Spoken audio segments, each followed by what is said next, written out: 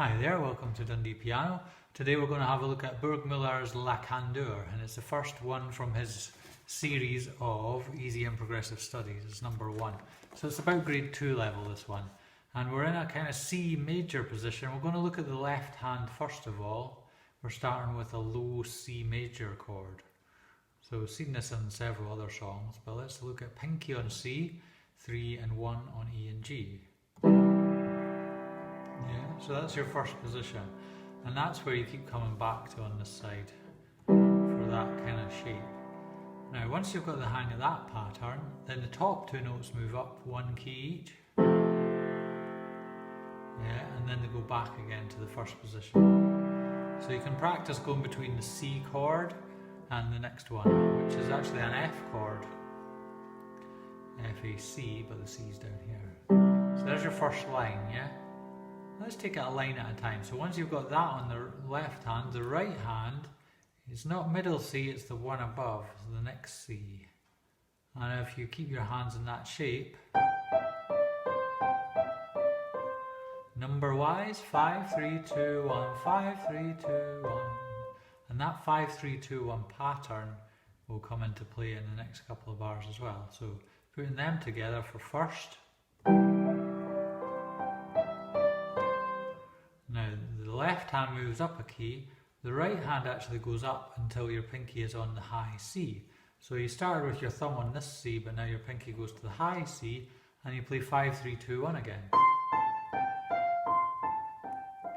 So it's a very transposable tune. Once you get the first one, going up to C, and then you go back to where you started. Okay.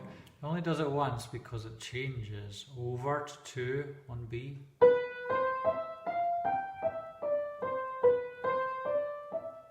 Yeah, see that last part there.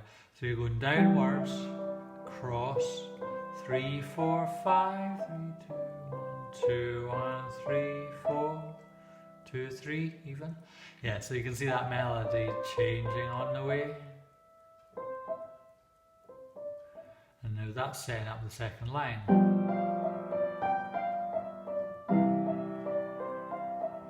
So there's a couple of different chords here.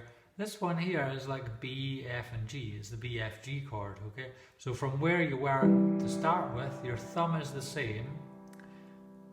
Your index will play an F, and your pinky will go down a key to B. Then you come back to where you started. So practice that one, the B, F, G. Going back to C, and then the right just does 5, 4, 3, 2 with that, then 4, 3, 2, 1, 4, 3, 2, 1, yeah? Then we go inward.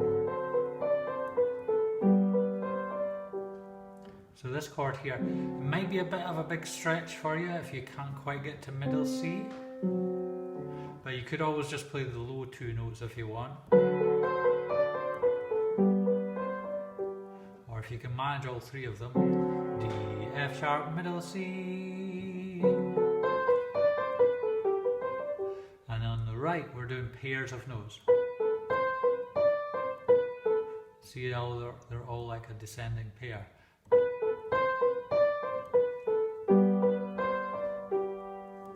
And then you have a rest. So, just recap and work on those first 8 bars. First of all, that's your first part. Now, from here we're going to change slightly. Both hands are going to be moving in quaver shapes, like this one, let's hear. Now, it's not as hard as it may seem because it's exactly a mirror image. So we'll look at one of the hands first. Pinky on G. See that shape? You may recognize it. It's also 5, 3, 2, 1, and on the right it's also 5, 3, 2, 1. The difference being 5 is a F and this 5 is a G. But from that shape you can get them both working together.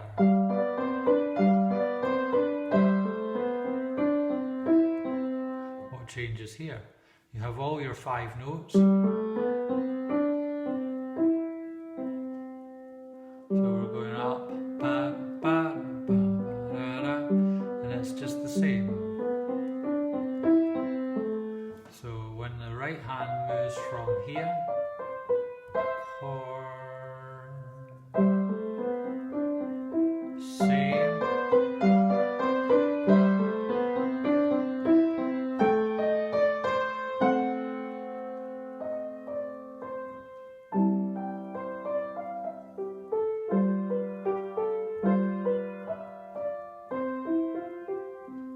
okay. I've not played this for a while, so I'm just looking at the notes to see how they go. Okay, so you got that part, the 2 bars repeat, and then the next time the right holds a pinky on G while there's some short notes underneath on an E flat. So can you hear that? High G, skip, and then that whole thing kind of repeats but with an F sharp this time. Hear the difference? G, F sharp, and that's a little bit of tension there. The left is only doing an A and an A C. So you come off the back of here, there, then we go back to a C chord. But let's get to there from A. I should have held those actually. Yeah, the high note is holding.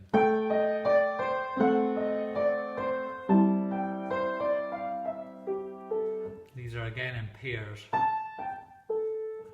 2, ba-da. You could phrase them a little bit like that, yeah. Ba-da, ba-da, ba-da.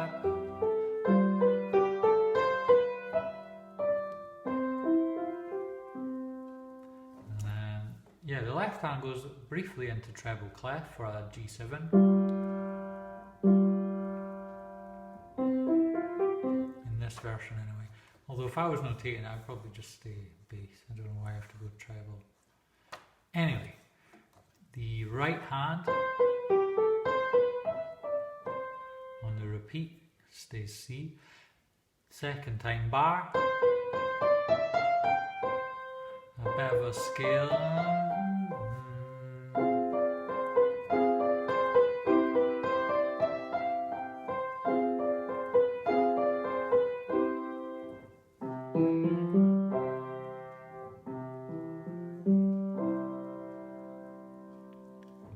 Away for a nice quiet ending. Okay, so we have a couple of F minors there.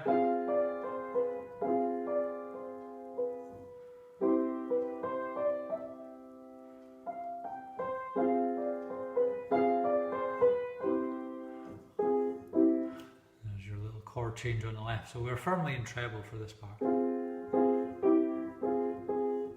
With those chord changes. There are parallels to what you started with.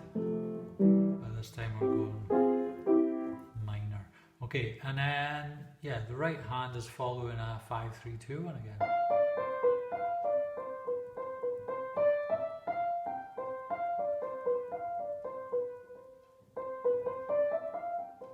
Yeah, so with some clever fingering you can cross under and get back up to the high note and then return to the lower note. And as we get to the end, dim, e poco rit, and so you're getting quieter and a little bit slower, held back.